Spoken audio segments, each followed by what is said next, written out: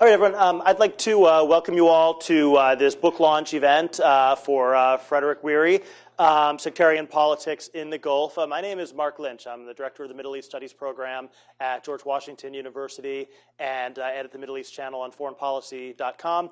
And it's a real privilege and a pleasure to be able to join Fred for the next hour and a half to have a conversation about his book and about what's happened with sectarian politics in the Gulf since the book was written.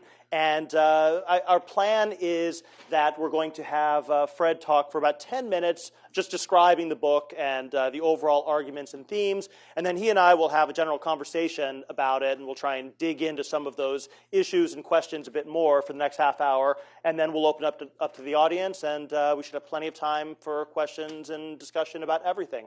So I think without further ado, Fred Weary.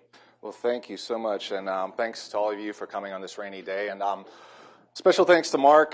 He didn't mention it, but he was actually the editor of the series at Columbia University Press that published the book. So I'll give an unpaid plug for this series. If you're out there, you've got a book manuscript or a dissertation, it's a great place to publish. And of course, Mark is a great expert on these matters. I first started looking at the issue of sectarian politics in this region back in 2006. But when I'm following the headlines today, I'm struck by a real sense of deja vu. Sectarianism is all the rage again in this region. Ancient festering hatreds between Shias and Sunnis, we are told, is plunging this region back into an inferno. Syria's ferocious civil war has spilled over into Lebanon and Iraq. The rival claimants for Islamic leadership in the Middle East, Saudi Arabia and Iran, seem to be egging on their co-religionists toward further conflict. And if you read the New York Times piece a couple weeks ago, the referee of American power seems to be nowhere to be found in this region, making matters worse. And of course, such a reading, I think, of the Middle Eastern map is not new. We've seen this script before, going back to 2006 when I started looking at this region. We can even go back further to the wake of the 1979 Iranian Revolution. The sectarian lens is an incredibly appealing shorthand way to make sense of a confounding region, especially in the Gulf. President Obama, in his speech before the United Nations, attributed Bahrain's violence to sectarian tensions. But what I argue in the book and what I'm arguing is that that's just one layer of the conflict. We need to peel back the sectarian layer and look at what's really fueling the tension. I think focusing on this sectarian split conflates symptoms with root causes. It ignores the role of poor governance in mobilizing what is mistakenly believed to be a primordial animus etched into Islam's DNA. And perhaps worst of all, I think it plays into the hands of authoritarian rulers in the region, some of whom are in the Gulf, others like Saddam, Assad, who mobilize the sectarian narrative to justify their iron grip on power.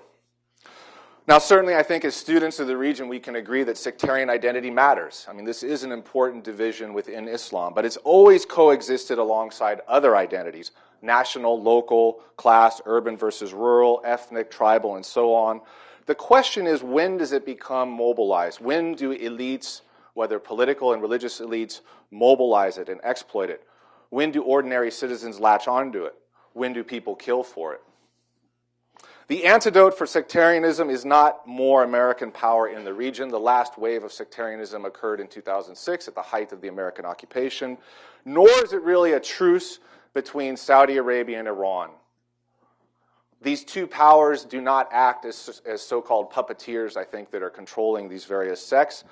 And it is certainly not a return to authoritarianism, because as I argue in the book, the sectarian dilemma, the sectarian cancer, is really a product of authoritarian rule in the region. So its roots are ultimately local and institutional. It's woven into the fabric of the region. And I think this is what the book really focuses on. It focuses on this sub-region of the Middle East where the sectarian dilemma is particularly pronounced: Bahrain, Saudi Arabia, and Kuwait. The Shia are 10% in Saudi Arabia, 70% in Bahrain, 40% in Kuwait. Of course, there are significant differences between the communities and their experiences and between government policies. But as I argue, I think in general, the lack of inclusive governance in these states has mobilized sectarian identity. Making matters worse, the Gulf regimes have deliberately played the sectarian card. No aspect of Gulf political or social life has been untouched.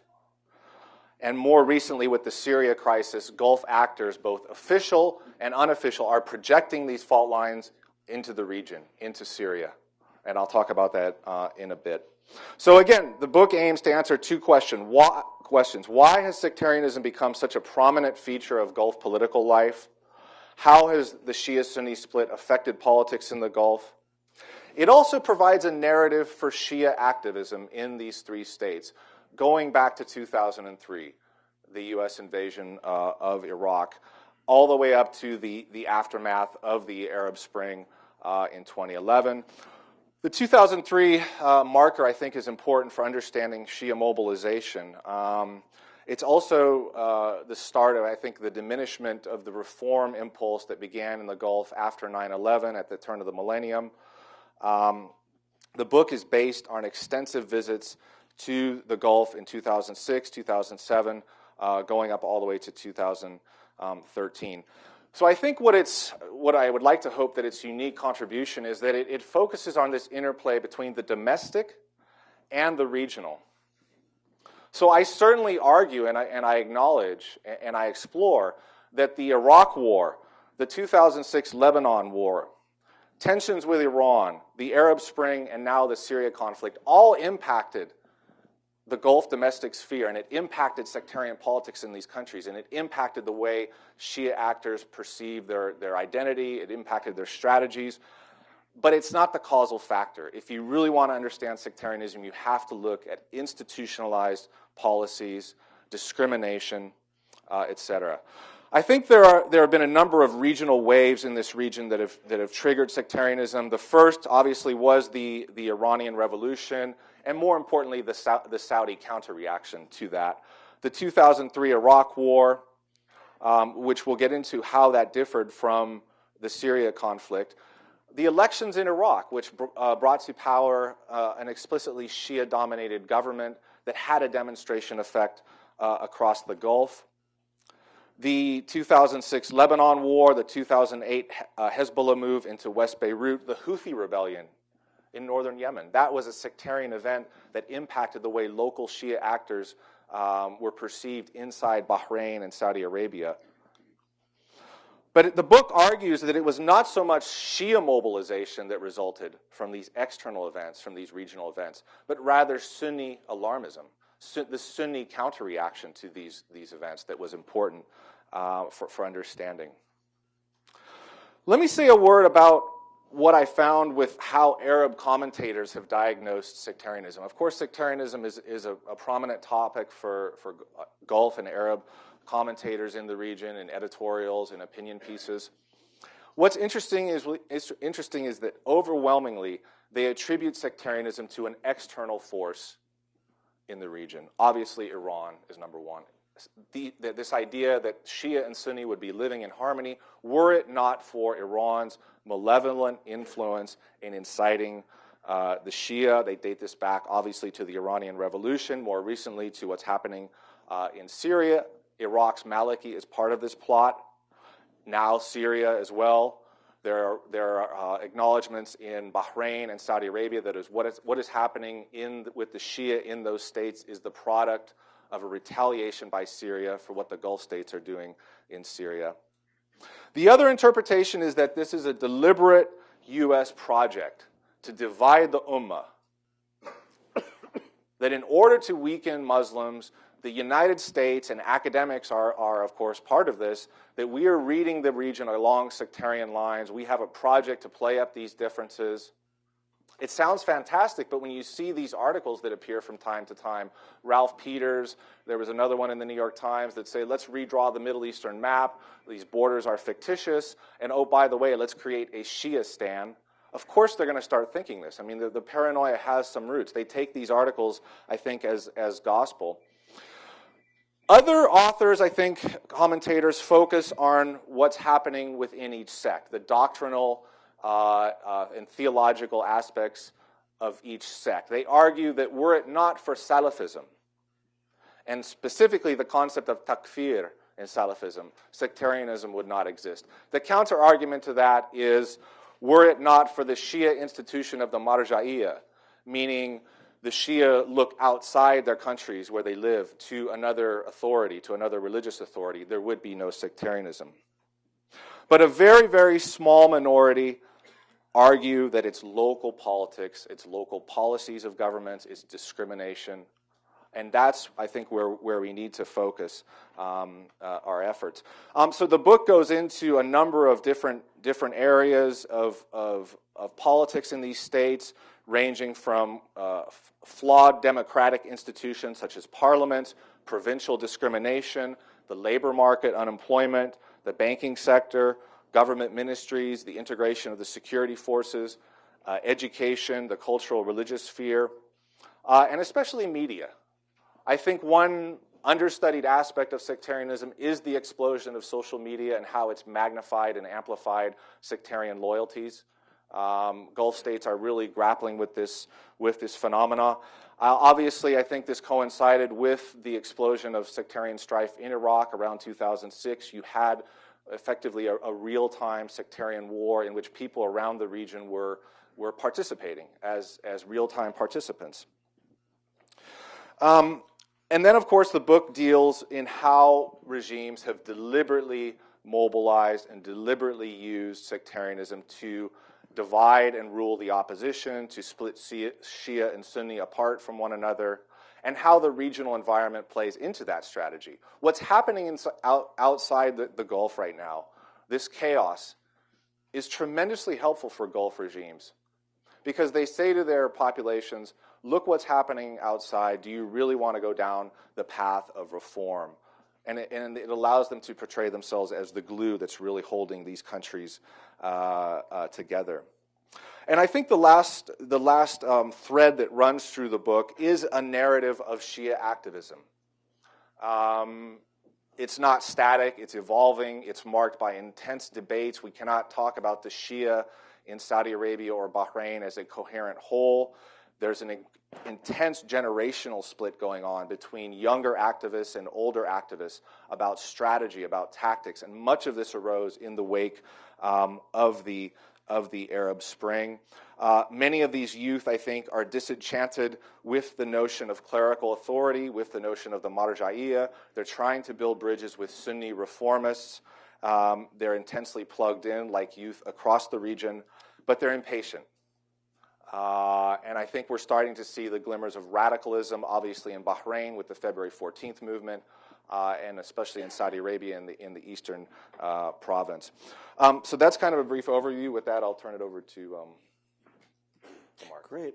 Yeah. Thank you, Fred. And I just want to say, before I start grilling Fred, that in case his own presentation doesn't make it clear, this is really a fabulous book. I mean, it's extremely well written, and I think in academia today, the value of a well-written book is perhaps sometimes undervalued. I happen to think that writing well is often a sign of clear thinking, and in this case, as those of you who read it know, this is an extremely well-written book, which is grounded in a very good and extensive set of real on-the-ground research. And I think one of the problems that has afflicted Gulf studies in the United States, at least, has been the difficulty of doing field work in country in at least some of the countries of the Gulf. And I think Fred has managed to do that. And finally, I think those of you who know Fred know that he has reputation well-deserved for being very level-headed about these things and not getting sucked into the many fierce battles over this issue, which I'm sure we'll be hearing in the second half of this program. And so with that said, let me say that as an editor of the book, it was a delight to work with Fred on this, and I think that he gives a very nice overview of the major arguments and themes. One of the things that I think is worth talking about is the extent to which the argument that was made about the evolution of sectarianism as a political strategy in the 2000s, to what extent does it still hold today? And at what point do things begin to change so dramatically that, in essence, we need to act as if the past is no longer a useful guide to the future? And so the first thing that I wanted to ask Fred about is the notion of in the book, you get a very strong sense, as in your description, of the way that sectarianism is a useful political strategy for regimes, for divide and rule, for the construction of stable institutions. And there is a bit of a sense there that this might be something that can be turned on and turned off. In other words, when it ceases to be useful, you could ratchet it back. But one of the things that I see around the region today, and you mentioned this with the social media, is in a sense that it takes on a life of its own. This is the sense of riding a tiger. You get on, and you can't get off again, because if you do, it'll eat you. And to what extent is what we're seeing in the region today, as opposed to perhaps in the past, something which is now beyond the control of the original cynical, pragmatic calculations of state elites? Do you think that it's still something which could be ratcheted back as easily as it was launched? Or do you see it as something which is now taken on such a life of its own that, in essence, the people who set the fire are now just running to keep up with it? Well, no, that's an excellent point, and it speaks, I think, to the difference of sort of the Iraq era and now the Syria era, in the sense of the way these Gulf states are able or not able to control social discourse, clerical discourse. I do think that, during the Iraq War, I mean, there was such an opening of the floodgates of, Salafi Takfiri thought in terms of clerics openly exhorting volunteers to go to Iraq, and this anti-Shia discourse, I think, was much more prevalent. I do think in the Syria age, at least the Saudis have, I think, dialed that back. They've learned their lessons. They've understood that this stuff can come back and boomerang against them.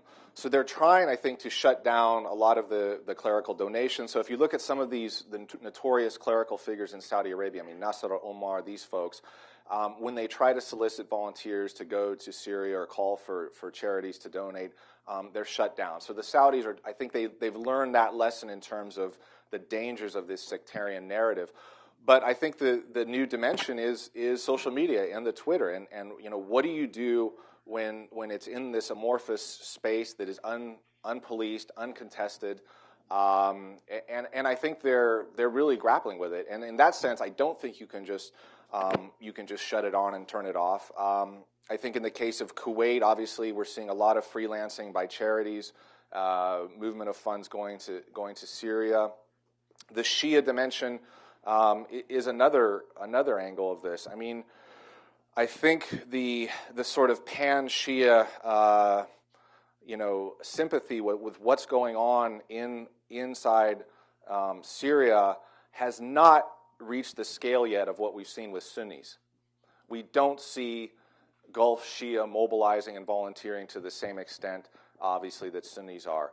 But again, if the Shia at home are faced with such discrimination, if they're seeing what's happening in Syria in real time, who's to say that couldn't happen? And already in terms of on a lot of forums, we're seeing on forums that are connected with mainstream Shia parties, such as Al-Wafaq in Bahrain, we're having people ask, why shouldn't we go fight in Syria? So again, I think you could look at the Iraq War as this opening of the floodgates of a sectarian strategy, and I think the Gulf states the regimes are wondering, how do you dial it back?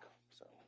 And it's very difficult to do. And at the other end, you go to great lengths to argue against, and in my opinion correctly, the idea that local Shia movements are pawns of an Iranian proxy war. But at what point do you see a risk of this becoming a self-fulfilling prophecy? I mean, if you're a Houthi in Yemen, or if you're a Wafaq in Bahrain, at what point do you say we're already getting our heads bashed in for Iranian support that we're not getting? Why not just take the support? Well, it is a danger. I mean, you certainly have these warnings when you talk privately with Shia activists. That if pressed, they'll take whatever support they can get. But again, I think we have to look at some larger trends. The Iranian brand, I mean, I think has suffered tremendously in the Gulf. For all of their faults, many of these Gulf states have created a vested constituency among the Shia, especially in eastern Saudi Arabia, through the distribution of wealth, obviously in Kuwait, and this older generation of activists that at one point were actual, I think, willing collaborators with Iran after the Iranian Revolution, they've bought into the system. So the pro-Iranian currents in these states of Shia are an incredibly small minority, and they don't enjoy much support. Now, that's not to say that there could be some clandestine contacts with Hezbollah. There could be clandestine support. There could be a very instrumental marriage of convenience. They'll get arms, weapons. But when I talk to Shia youth about what their future strategy is, a lot of them are still, I think, wedded to the notion of peaceable political change. They're talking about partnering with reformists. We don't see, I think, this split yet where it would get to the point where they would actively become pawns of Iran. There are a number of other theological and doctrinal factors related to clerical authority that we can get into about why Iran would not be able to play that card. But again, the Iranian influence narrative is so overblown and it's so prevalent in the Gulf. And I think it's an issue for U.S. policy as well. So.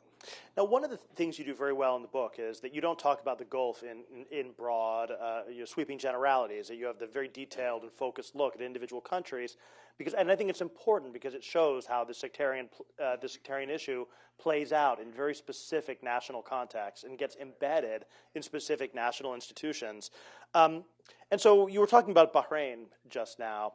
And as you know, the national dialogue has been canceled or postponed, I guess, is the latest news. Right. What do you see happening with Bahrain now in terms of the ability to find any kind of workable national formula at this point?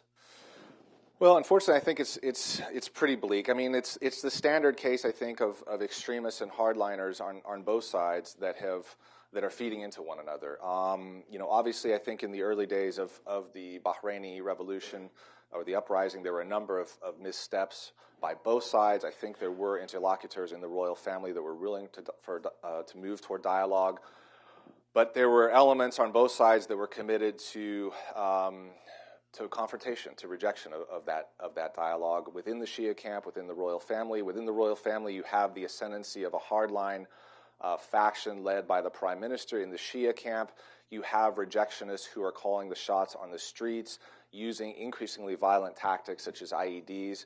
So unfortunately, I think we're going to continue to see a simmering, quasi-insurgency in Bahrain. We have to go back to the mid-1990s when there was this long, drawn-out 6-year intifada in the country that never really resolved itself until there was a change of leadership. And I think that's really the key to Bahrain is a generational change. And the prime minister has been there for 40 years. The same thing with the field marshal, the Khalifa. And I think much of this is just about a change of leadership. The Saudi factor is another dimension of this, the degree to which the Saudis finally realize that the status quo cannot endure in this country and that there has to be some sort of real reform or it's going to blow up in their face. Presumably they've been hearing that from external interlocutors for years and years, and clearly they don't see it that way. Right. So what would it take for the ruling family of Bahrain to come to the conclusion that their interests would be better served by meaningful Shia political participation than by exclusion, repression, and exacerbating sectarianism? Well, I think the Saudis have sort of backed themselves into this corner with this narrative that the issue of Bahrain is a zero-sum game with Iran. And when you paint that picture, it's very difficult for you to make concessions in the face of a geostrategic foe. So perhaps some sort of rapprochement with Iran could allow the two sides to reach some agreement, could allow Saudi Arabia to open up on reform. An interesting quote from a very senior Saudi diplomat in Manama back in 2006, I think suggests that there's a line of thinking in Saudi Arabia that recognizes that the Shia of Bahrain will not fall into Iran's lap. This individual said, Saudi Arabia could live with a Shia prime minister in Bahrain. We know the Shia would not become satellites of this country. We know they would be dependent on us still for oil and for funds. And Bahrain would sort of occupy this middle ground. It's a sophisticated line of thinking, and it speaks to a certain realism that exists in Saudi circles. Much of it may also depend upon a second generation of princes coming to power in Saudi Arabia that do not have this formative memory of the Iranian Revolution in their heads. And might Saudi Arabia at one point enter a post-sectarian era? I mean, this is another topic as well. So. Well, let's flip to the other side of the extreme. I was really glad that you included Kuwait in the book, right? Because Kuwait actually gives a very different narrative of a more inclusive approach to the Shia population. Although in the book you detail the ways that that's begun to break down. Right. Can you go a little bit more into detail about what was working in Kuwait? Why did it start to fall apart? Right. Well, again, I mean, Kuwait's Shia, I think, have a real symbiotic relationship with the ruling family, going back to the establishment of Kuwait as a modern state. The Shia are heavily embedded in the merchant sector. What you had really in Kuwait was a real, I would call it a campaign, I think, really by tribal Salafi actors to bring down the prime minister. There are a number of reasons why they were trying to do this, related to subsidies, related to development of some of the outerlying tribal Salafi areas. And the card that the Salafis were using in that game was anti-Shiism, because the prime minister was perceived to be too close to Iran, too close to the Shia. And so, interestingly enough, in Kuwait, the sectarian narrative, I argue, arose from not necessarily the government itself, but from non-state actors, from Sunni parliamentarians, from Salafi actors that were using sectarianism. And of course, the regional environment helped them in this. What was happening in Lebanon, in Iraq, really played into this strategy. So what you had, I think, was the government was forced into sort of a balancing act of trying to appease some of these Salafis, and the appeasement came in the form of rollback on some of the Shia reforms, in terms of repression of Shia, in terms of anti-Shia legislation, in terms of censorship of media. I think more than any other state in the Gulf, Twitter and social media play a role in fostering sectarianism. One Kuwaiti activist told me that Twitter has taken the place of the Diwaniyah in terms of a forum for people to debate, a forum for people to discuss ideas, and it's become sectarianized. The government has really struggled with this. They've enacted some legislation to try to clamp down on sectarian discourse in Twitter. But they've also sort of used that, I think, as cover to go after political criticism of the state, of the ruling family. So it's sort of throwing out the baby with the bathwater on that. So, yeah. But it's fascinating about Kuwait. I mean, in this big study we've just done on Syria and the kind of online debates about Syria, it becomes really clear that Kuwait is the absolute epicenter of this Salafi, Sunni, sectarian discourse in support of Syria, but also fundraising and active campaigning in support of Islamist factions on the ground. How did it become that way? Why did Kuwait become so central and play such a central role in the mobilization of sectarian support in the Civil War? Well, again, I think it speaks again to this sort of the openness of the Kuwaiti political system, in the sense that you do have a great deal of maneuverability for political actors in the parliament to bring down the government. You have loose financial controls in terms of money going out of the country. So it is the sort of this openness that allows some of these actors to project sectarianism outward. I think the government has always been playing a very dangerous balancing act in terms of mediating with these actors. I think familial ties play a role as well. Some of the Shia are also guilty of sending money outside the country as well. There's this Shia politician, Abdul Hamid Dashti, who has long-standing links with Rafsanjani and Assad. I mean, he's said to have a palace in Damascus. He's been implicated in sending funds outside the country. So again, I think it's a combination of sort of the looseness of the political structure, the financial controls, and then the unique attributes of both the Salafi and the Shia community in Kuwait.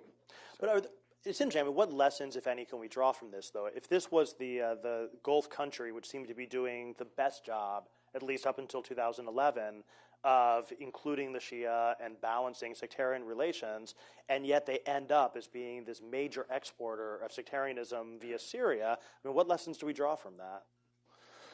Well, that's a good point. I mean, it speaks to the idea that it's, I think, contrary to what, and I certainly argue this in the book, that it's not all about, governments shutting off and turning off this valve. I mean, much of it has escaped their control, and especially in this sort of networked environment where you have social media, where you have different channels, it's that openness that I think can promote sectarianism. So, but I would turn it back also to the question of political reform and institutions. I mean, these actors would not be, and Kuwaitis sort of told me this, that they would not be looking outside their country. They would not be susceptible to what's happening outside their country if they felt that they had a real stake in their own government.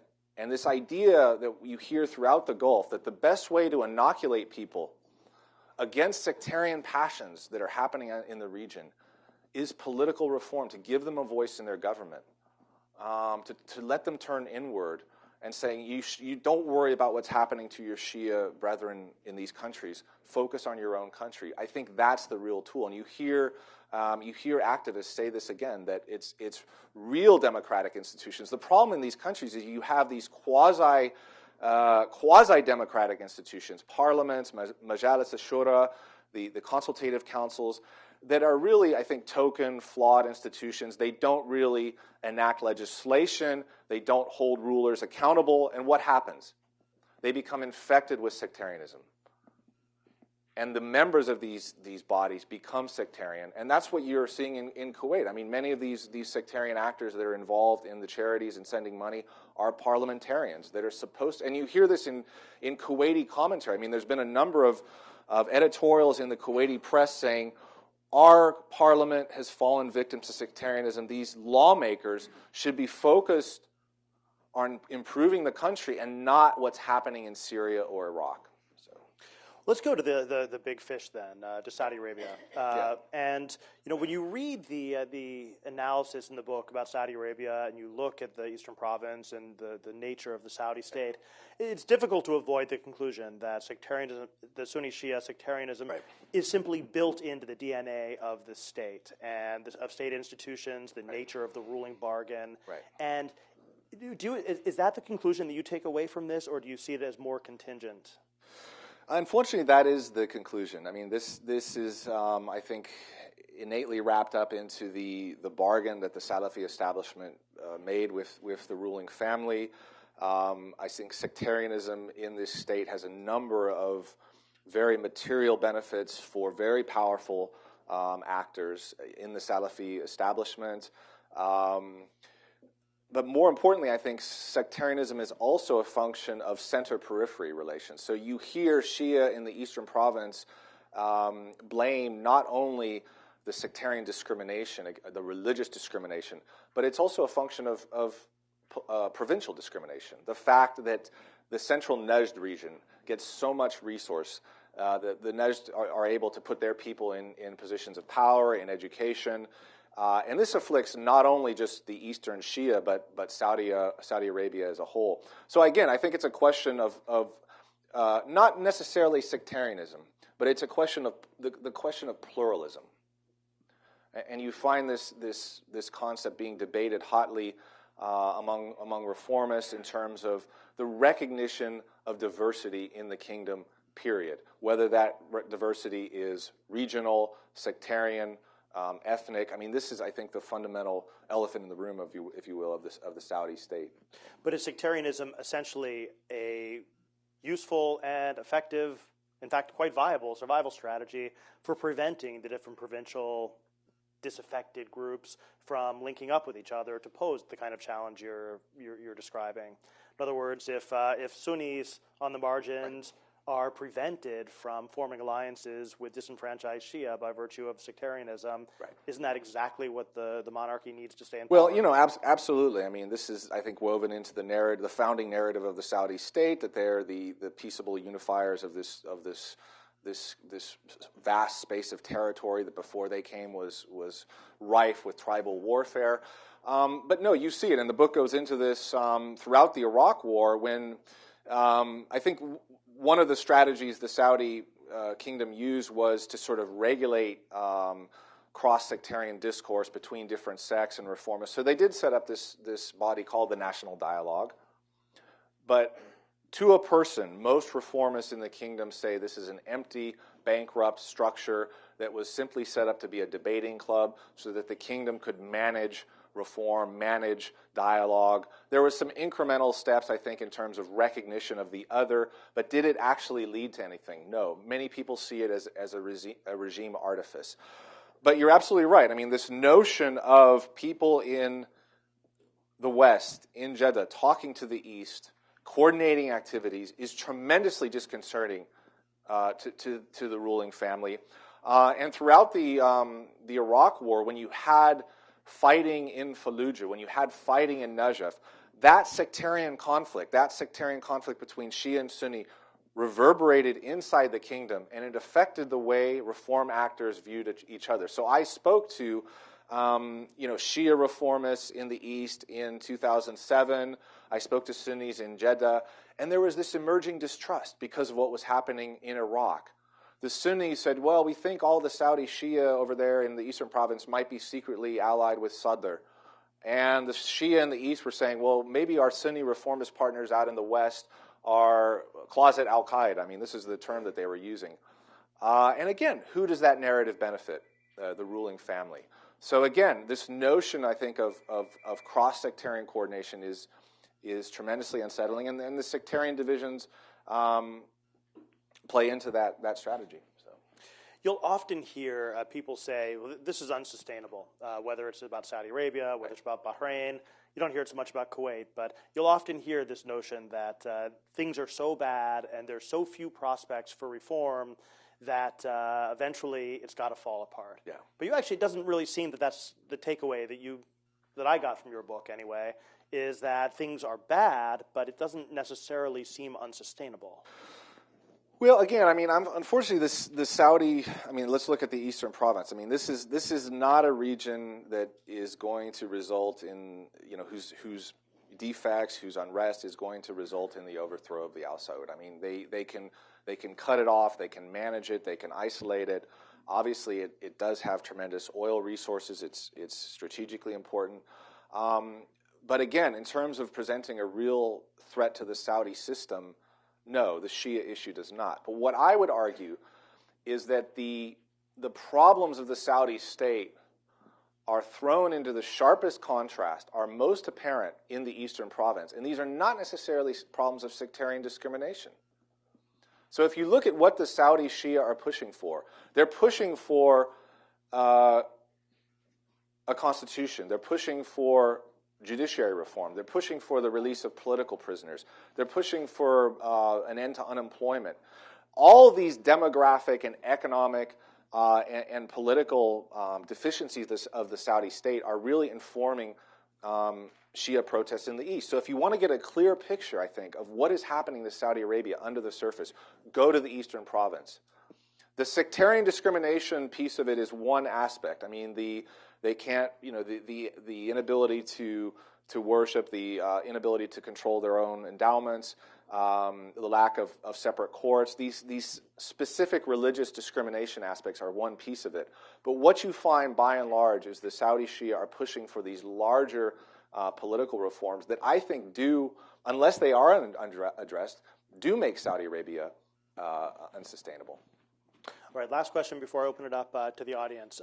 So when this is over and we turn the cameras off and we decide to go out for a chili dog, and we happen, when we're there, to run into President Obama, who's also going out for a chili dog, and he looks at you and he says, hey, you're the guy who wrote that book about sectarianism. I hear that's a big problem. Yeah. Tell me what I should do. Yeah, well, I wish. Let's see. Again, I would go back to his speech and say, look, Mr. President, you talked about this problem we have in Bahrain. We have the Fifth Fleet there, but you reduced it to tensions between two sects of Islam. And why don't you call a spade and to say it's fundamentally a problem of misgovernance, it's a problem of the lack of democracy in these states, and let's get the United States busy again on promoting real reform. So again, I would tell him, let's peel back the sectarian layer of what's happening in the region. If you really want to address what's happening, let's sort of unpack what's happening. Let's look at security sector reform in the Gulf. Let's integrate the Bahraini military. Let's bring the Shia in. Let's start pushing for labor union reforms. Integrate the labor unions in these states. Let's make parliaments real, viable democratic structures in the Gulf so that they don't fall victim to sectarianism. So again, I would sort of step back and say, Mr. President, my book talks about the Shia-Sunni split. But what it really does, I think, is it peels back the layer and it says this is really the symptom for something deeper that we need to understand that's happening in the Gulf, that unless it is addressed, does make the Gulf unsustainable over the long term. All right, thanks. I think we have plenty of time now for questions. And is there a microphone or? Okay. Why don't we start here in the corner? Actually, why don't we start in the back since the microphone's back there? Hi, I'm Carrie Anderson with Oxford Analytica. How are the Shia in other Gulf states interpreting events in Bahrain in terms of how is that affecting their strategies and their hopes? Yeah, that's a really interesting question. I talked to some Shia activists in Qatif about this in the Eastern Province, and obviously there was tremendous solidarity for what was happening in Bahrain in the wake of the Arab uprisings.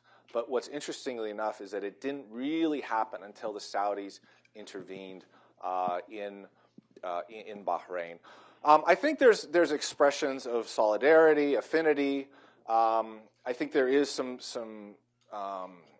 coordination of tactics and sharing of lessons learned.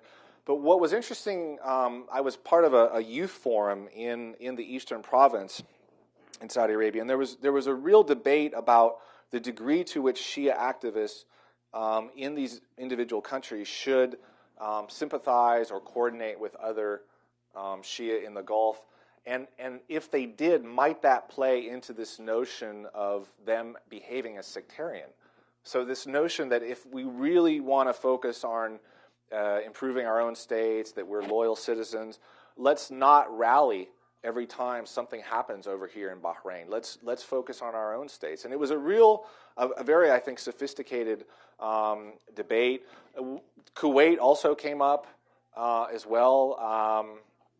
I think some of these Shia youth in the Eastern Province were a little dismayed at some of the Shia youth in Kuwait who had allied themselves with tribal Sunni actors in Kuwait who had actually supported the intervention of the GCC into Bahrain. So they were criticizing them for making some deals with Sunni actors. So again, I think there's tremendous differences in the histories of these countries in terms of the way people approach reform, in terms of their priorities.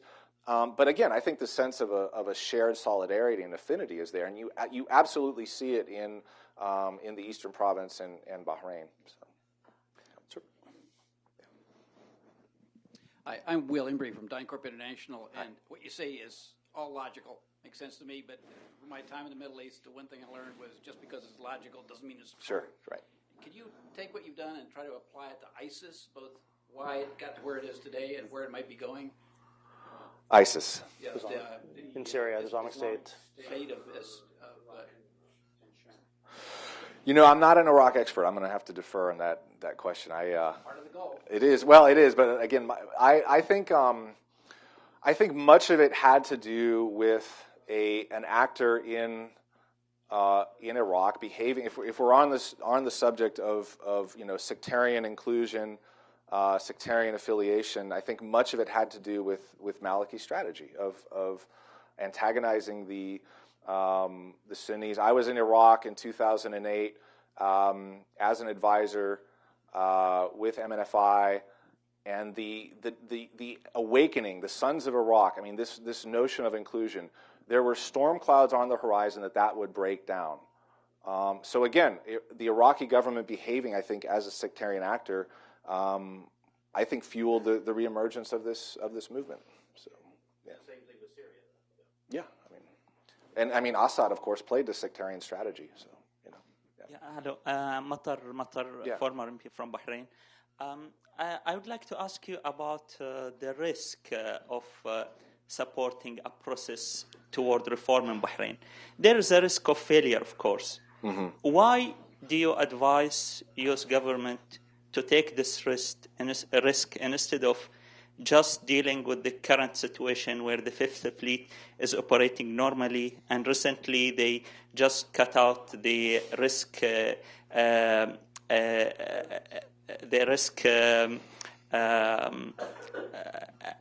benefits that the soldiers in Bahrain are getting.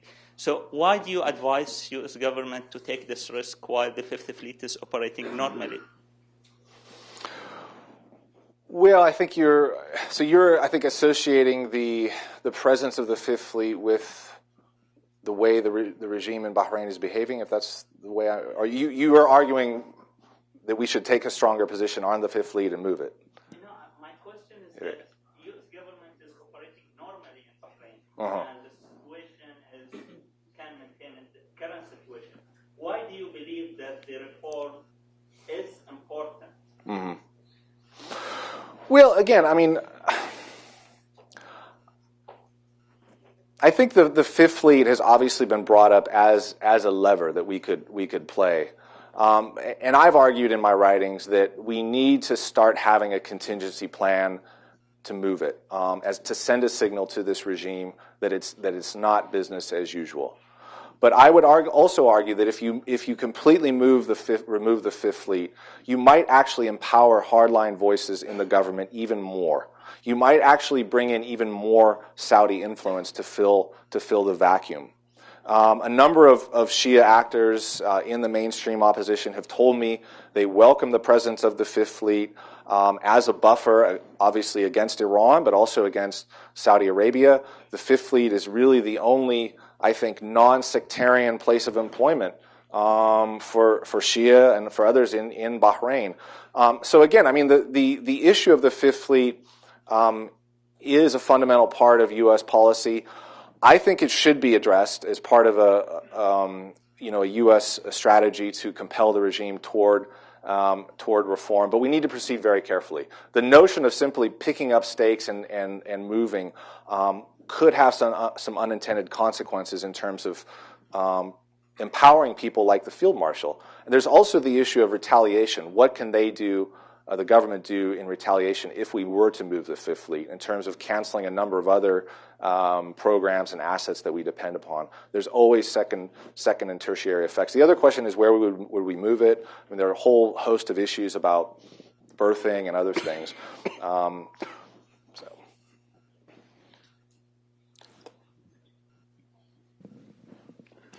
Hi, Ariel Aram from Virginia Tech. In 2003, one of the arguments about the motivations for the Iraq War was that it would change the orientation of the Shia community from Qom to Najaf.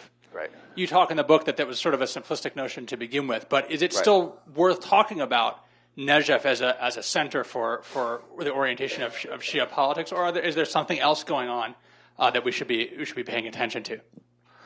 Right. Yeah. No, I remember those debates and discussions, and again, when I was in Iraq, I mean, there was a lot of thinking. I mean, within the U.S. military about the Sistani factor, and can we, is Sistani on our side? Look, I mean, I think the Najaf, seminaries. I think there's been greater Iranian influence there than is commonly recognized. I think Sistani, by and large, has stepped back from the scene. But more importantly, I think in terms of the actual participants on the ground in the Gulf, these youth that are out participating in the streets, the ones who can actually affect change.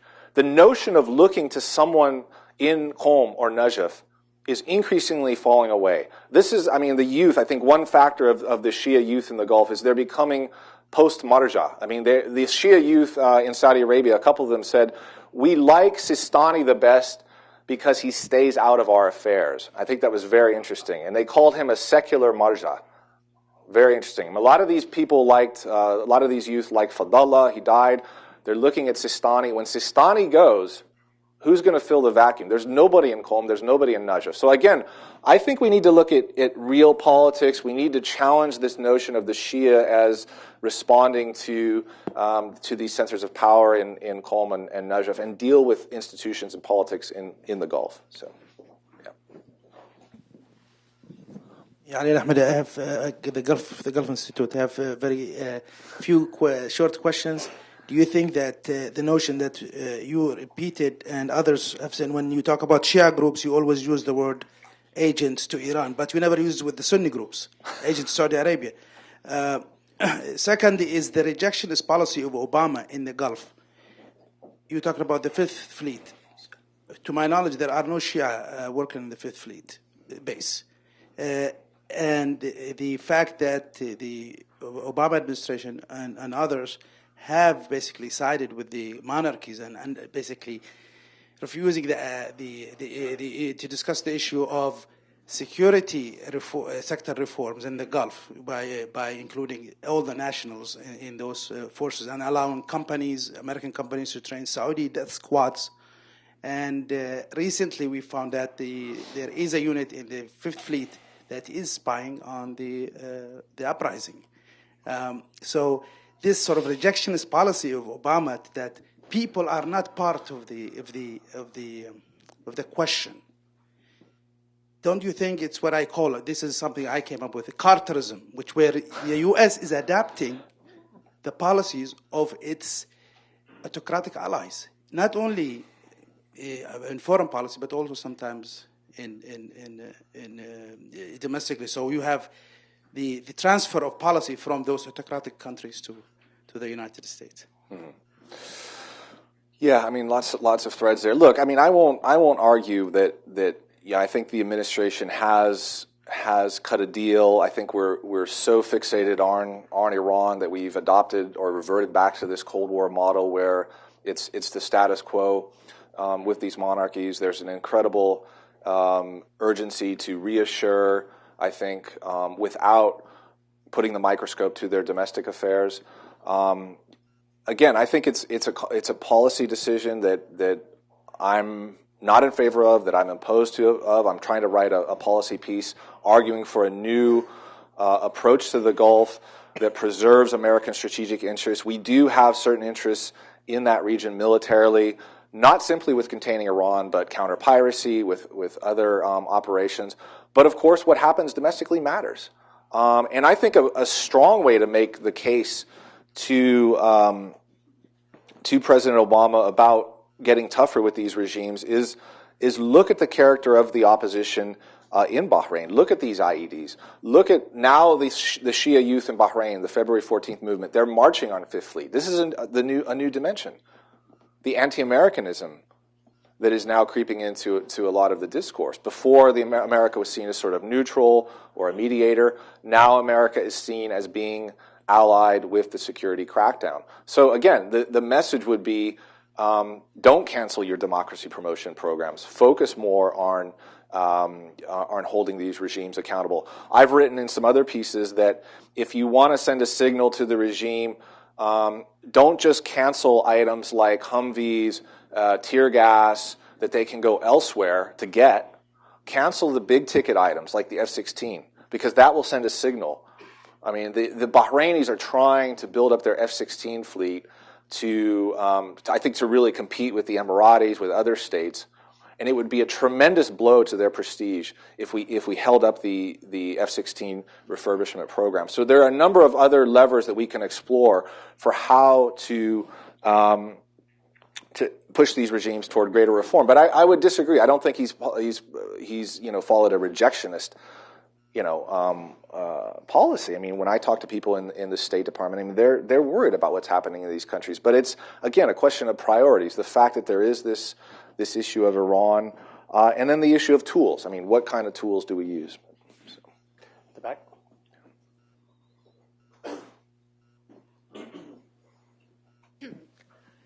Judith Kipper. I want to go back to your policy recommendations for the president, and which surprised me a little bit, and ask you: is it not true, in your opinion, that the whole region is going through this massive, monumental, historic change that will have lots of disruptions, eruptions over a long period of time? When you get rid of dictators or monarchs, there's nothing underneath. And I wonder, does the U.S. have those possibilities? I personally don't see it. I think that we can encourage, signal, but we need to stay out of it. These countries, including the Gulf countries, have to deal with their evolution or revolution on their own terms, or they will never develop, and we will make it worse. We, Europe, anybody else who intervenes. Having said that, I don't think we have a Middle East policy. We have reactions here and there, but we don't have a policy. And it seems to me that the most important thing that could cool things off and allow this revolution to take place is a permanent deal with Iran that eventually brings Iran back to the international community. And I think that that would cool off the Sunni Shia sectarianism to allow the individual groups, countries, tribes, individuals, etc., to get used to living with each other. Yeah, no, I mean, the issue of some sort of deal with Iran, I mean, this, I wanted to bring this up. I think that would lower the tension, but again, I'm struggling to see how that would impact a place like Saudi Arabia, where it's obviously the bilateral rivalry is a part of the sectarian tension, but we're talking about a religious establishment that has built its legitimacy around keeping out other sects. We're talking about provincial discrimination. We're talking about all these micro-institutional factors that happen independent of bilateral relations with Iran. And the fact that the Shia of Iran are no longer acting at Iran's behest, I'm struggling to see how a deal with Iran would impact their demands for reform, their calculations. What happens to Iran, I think, might give people the cover to say, okay, now we can reach out to the Shia, they're part, maybe some justification. But I don't think it would allow people to live side by side, because when you go to a place like Saudi Arabia, it's so deeply embedded, this institutional and sectarian discrimination. As far as leaving the region to its own devices, this is the standard argument of the Gulf. This is exactly what they've been saying, evolution. That evolution is happening at such a glacial pace, at geologic time, that I'm worried about the types of ideologies that are developing. I'm worried what's happening to non-state actors, and I'm worried about, as an American, what those ideologies and those actors can do to me. And this is what the cauldron of what's happening inside the Gulf. Right next. Hi, Ziad Ansir, financial services, but I'm interested in Middle East politics. Do you think what's happening in Syria, the sectarian conflict, would spill over to Lebanon and bring or trigger a fight between Hezbollah Shiites and Sunni radicals like Salafists and other groups? Well, it already is in Tripoli, right?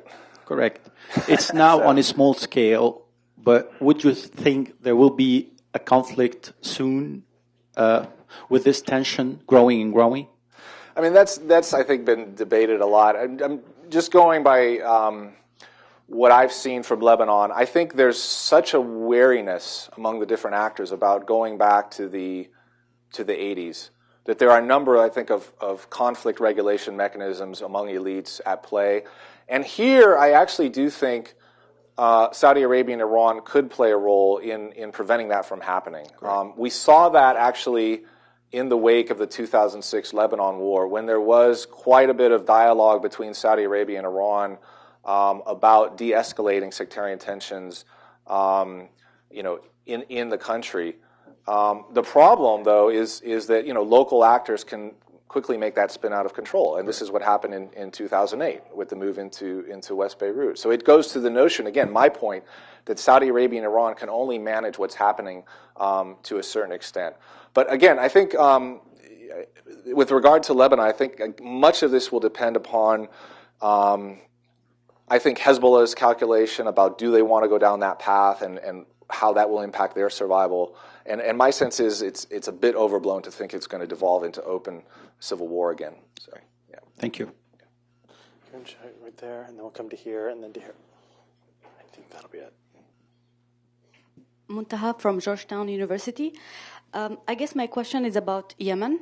And how do you think the Houthi group in the north of the country can influence the regime? Because, as you mentioned, in other Gulf countries, the Shiite groups were not able to influence the regimes. But Yemen, as an Arab Spring country, and everything has been changing since 2011, we see that the Houthi group is having more and more influence, where they have their own land now, and they have their own infrastructure and services provided to the people. So how do you think this group is different from other Shiite group in the region, and how do you think they are better, maybe better mobilized, better organized, or more influential in the political arena right now in Yemen, as opposed to other Shiite groups in other GCC countries? Well, again, I mean, I think the first distinction is the theological one, the Zaydis versus the Twelvers. I mean, and the affinity that the Zaydis share with the ruling family or regime, or shared with the ruling family in Yemen. Again, my sense is they've been brought into the national dialogue. I mean, the real difference is this was an open insurgency that these guys were fighting, as opposed to what you have in Bahrain or Saudi Arabia, which were street protests and demands for reform and petitions. Again, I think much of this will depend upon not so much sectarian reconciliation, but about restoring center-periphery balance and about infrastructural development. And so much of what we see is sectarian, and this is why I would be cautious about rolling the Houthis into some sort of larger Shia movement. It's a center-periphery dispute. It's very local to Yemen. The Iranian angle does not factor in as much, despite what we hear from the Saudis. So, I mean, all of these factors, I think, would encourage a reading of this situation that says the Zaydis are going to be better integrated. So.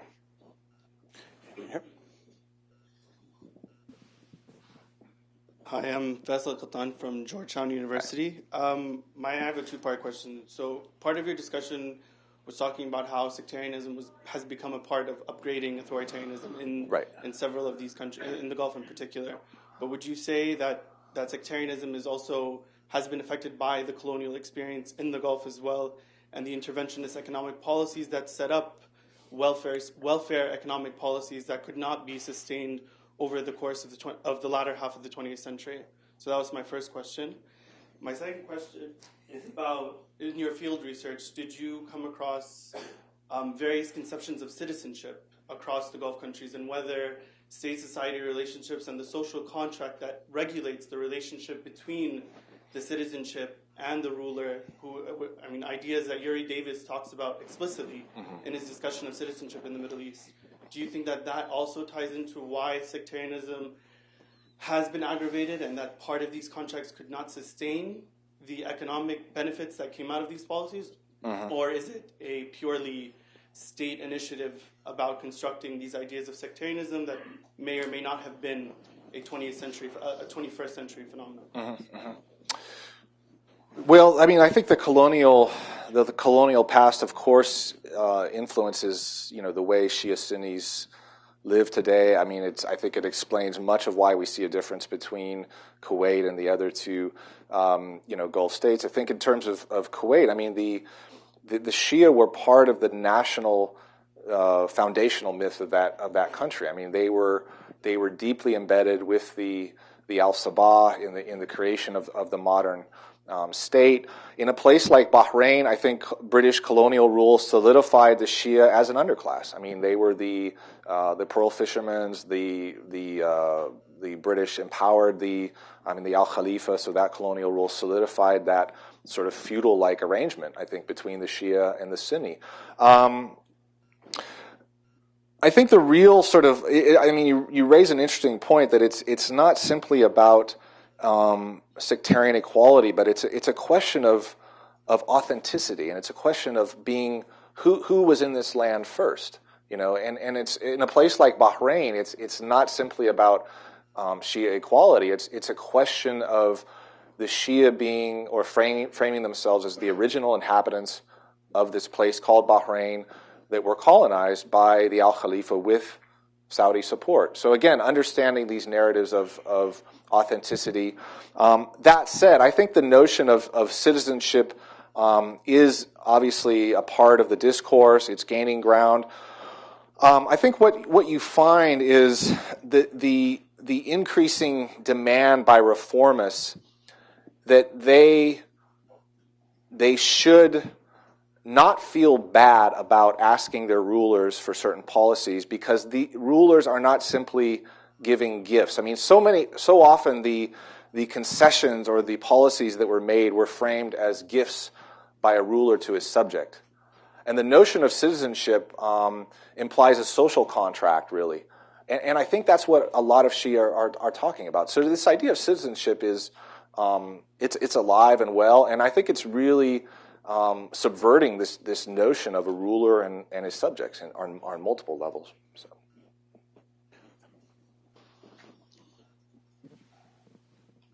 Good afternoon. My name is Stephanie Dale. My question is about one GCC state that is not often mentioned in these panels, and that's Oman. So how does it, with its ties to Iran and Ibadism, fit into sectarian play in the Gulf? Well, the Ibadis, in Oman, I think historically has almost been a state apart from the Gulf. They look to the Indian Ocean. They have a doctrinal fear of Salafism, of Wahhabism. I was talking to some Omani military officials about the Iranian nuclear program, and they said the real nuclear bomb of this region is Saudi Wahhabism, is Saudi Salafism. So again, they're doctrinally opposed to the same things that threaten the Shia. I never once heard Oman factor in any discussions in Kuwait, Bahrain, Saudi Arabia among reformists about whether this could be a place to be emulated, about coordination with activists. I think much of Oman's unrest is labor related. We're actually commissioning a paper on Oman through Carnegie, so stay tuned for more analysis on that country. But again, in terms of the way I define sectarianism, the three states that I looked at it didn't really factor in. So. Okay, we're just about out of time, and I just want to take the last question, which is, you started off by mentioning Bobby Worth's piece in the New York Times, and we were talking about that before the panel started. And basically, his meta-narrative about this is the combination of U.S. decline plus Syria leads to this great bubbling cauldron of sectarianism, and it's all horrible. And the answer that you sort of gave to someone else's question before is, but it's more complicated than that, which of course is the classic scholar's answer. But it's not very useful, because everything's always more complicated. Right. So what specifically would be wrong with accepting that narrative? What really major things about the Middle East does your book tell us that we'd get wrong if we accepted that narrative about what's going on in the region? Well, again, I think... You can't just say it's more complicated. It's not complicated, yeah. I think let's look at the role, or let's reassign agency in terms of conflict to institutions and political actors and elites in this region and regimes. I do think that's a way of saying it is more complicated. But again, I think there is this notion of sort of, and it permeated the article, that we're throwing up our hands because these people have always been at each other's throats. And I think the article implied the notion that there's something innate about conflict between sects in this region. And I think the point of the book is to say that it's dynamic, it's not immutable, it's being reinvented, and it's really dependent upon policies and political actors and institutions. And let's deal with it at the local level. So again, it's a plea for dealing with it case by case, country by country, rather than it's sort of the meta-narrative of sects being in conflict with one another. So, all right, thanks, Fred. Yeah. And thank you all. Thank you.